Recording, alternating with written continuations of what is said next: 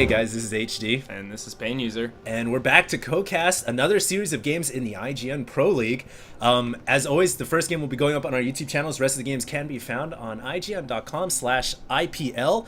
And this time around, it is going to be the losers bracket round 2. Is that correct, Pain User? Yes, indeed. And it's going to be a inter-clan war, actually, as we have ROOTMinigun at the top right as the Protoss. And across the map on Xel'Naga Caverns, we have ROOTdrewbie. So this could be interesting. Yes, indeed. It's always a shame when two clanmates have to go up against each other, but rest assured, neither of them will hold anything back. There is $5,000 in the prize pool on the line, and it's always interesting when two clanmates play against each other in a tournament because you know each other's styles so well, and you know the builds that you're most comfortable with. So, Absolutely. So it makes it very interesting from a strategical point of view to see what the players do.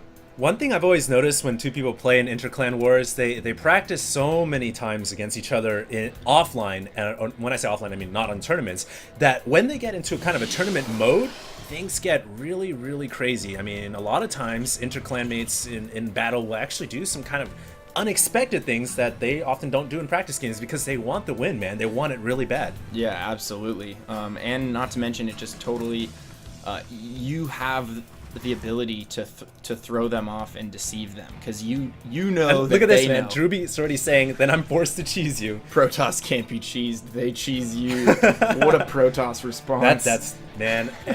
So unbiased, true, I have to say that is so true.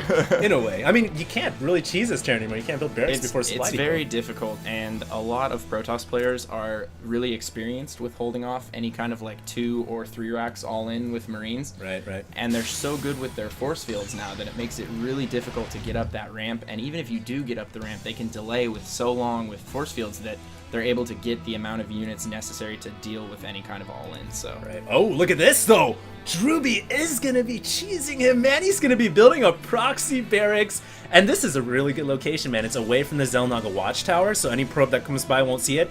And how often does a Protoss player send a scouting unit around here this early on?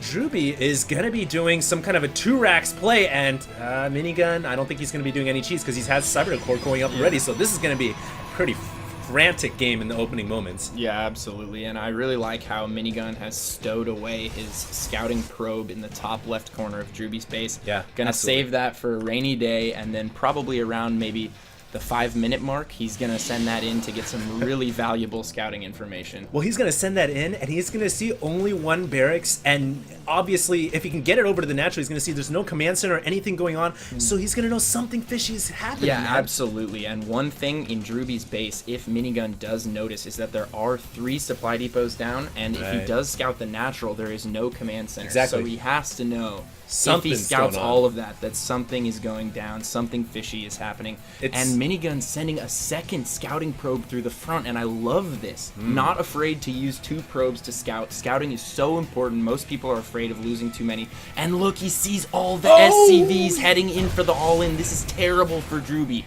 Couldn't be in a worse situation right now. And now Minigun immediately throwing the Chrono Boost on the Cybernetics core. He realizes something really crazy is going on. He's going to have to try to get Warpgate out as quickly as possible, and the timing is going to be absolutely crucial here, and Drewbie is going to be going for a command center. Yeah, it looks like Drewbie isn't going to go with the all-in. He's going to try and expand behind this, but I don't know if this is going to work out for him. This single stalker already is going to be able to delay this command center by so much.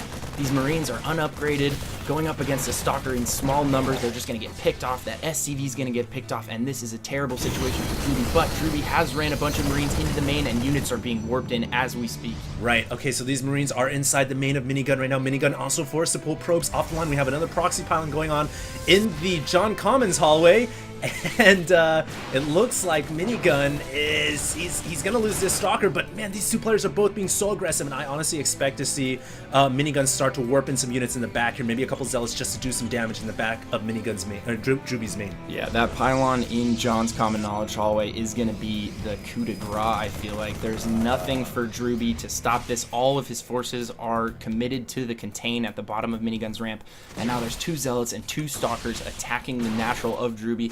Drewbie has no units to speak of back at his base, and I just don't know how he's going to hold this. He's going to be running back with his Marines here, and I just don't know, man. He's only got one bunker out here to contain the Protoss, and honestly, you can't contain a Protoss when they've got Warp Gate and pylons all over the map, and now SCVs are forced to fend for themselves, and really, SCV's just not really outfitted for the rigors of warfare, and yeah, they're going to go down, and Drewbie dropping the FU. Yeah, he's dropped the F-bomb. I think he's a little disappointed. Maybe that's his rendition of a GG. Yeah. Minigun here, taking the game away from his clanmate.